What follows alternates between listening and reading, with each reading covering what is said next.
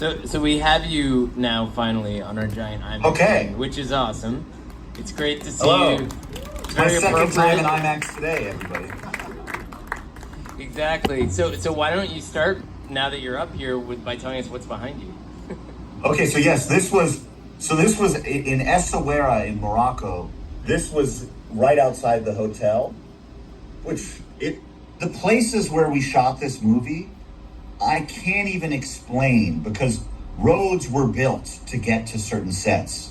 And at one point I took a plane to a boat to a car to a helicopter just to get to set.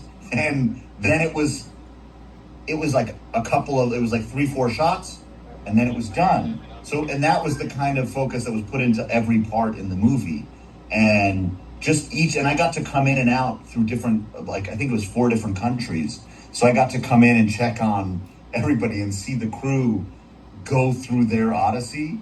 And just like the king, Agamemnon, I just kind of got to come in, say hello, and then be on my way, not get my hands so dirty, you know? But did it seem, was it fun? I mean, it looks like brutal in so many levels. It was definitely hard. You know, it was a physical feat. And that was the thing that kind of was bonding between everybody, was you'd get there and you'd go to these extreme places and you were all just in it, and you were filming all night and in Iceland where it was the midnight sun, which was incredible, and there were all these foggers that were just blowing in these like Navy foggers that were just miles away, creating this atmosphere for you.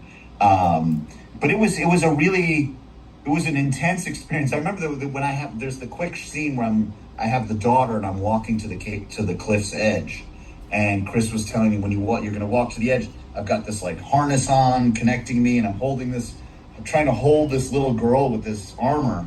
And he said, when you get to the edge of the cliff, the waves are going to hit. And I go, oh, so we're doing it at high tide? He goes, no, we've taken care of the wave situation. All you got to think about is walk to the edge. And so I walk to the edge, and he cues the waves, and it just goes like, and the things fly up the cliff. And I think I must have flinched.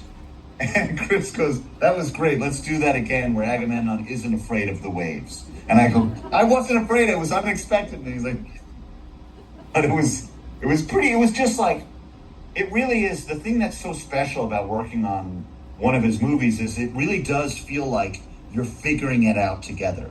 Like at one point, we're doing the scene, we're trying to figure out the shot. Him and Hoyta are talking, and there's a line of 1,000 soldiers in the distance. And they look at it and like, oh, it'd be a lot better up there. And so we all hike through like the cactuses and this to get to the next level. And then I just look into the distance and I see the 1,000 people all doing the same hike to get the same shot. Or at one point I'm there and he's telling somebody to move the boats a little bit to the left. And I look down off the cliff and there's Agamemnon's boats in the ocean behind me.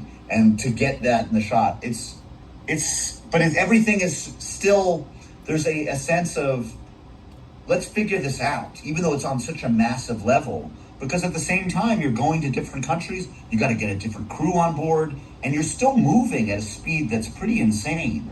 And it's just and also there's very pointed things that you have to kind of figure out, like how I say hello to Matt, or how I shake his hand to dominate him in that scene, you know? Well, I was going to ask you about that because much has been made about the way characters talk in this movie.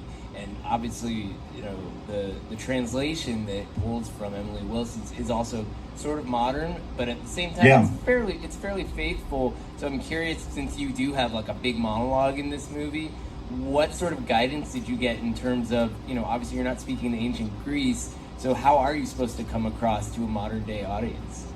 Well, it was the only reason people spoke in British accents is because that sounded old, or that was the people who translated the stuff. So it's like that already is a concept, or like a certain kind of, that doesn't make any sense. So it was basically just, everybody spoke how they spoke, but for Agamemnon, it was like, well, he's still just a person.